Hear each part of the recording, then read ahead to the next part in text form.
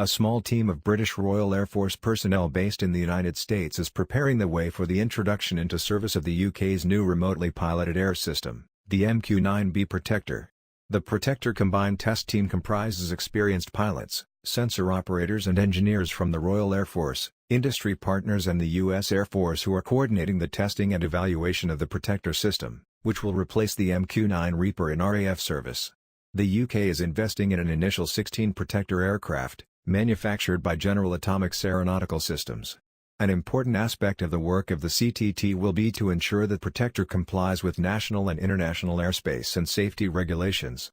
It will be the first aircraft of its kind to be certified in this way, allowing it to operate safely and effectively in a wide variety of environments and locations, including support of humanitarian relief operations.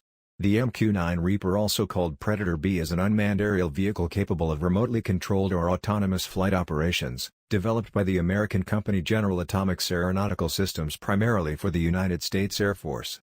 Don't forget, if you enjoyed this video, please make sure to give it a like and to share it with your friends.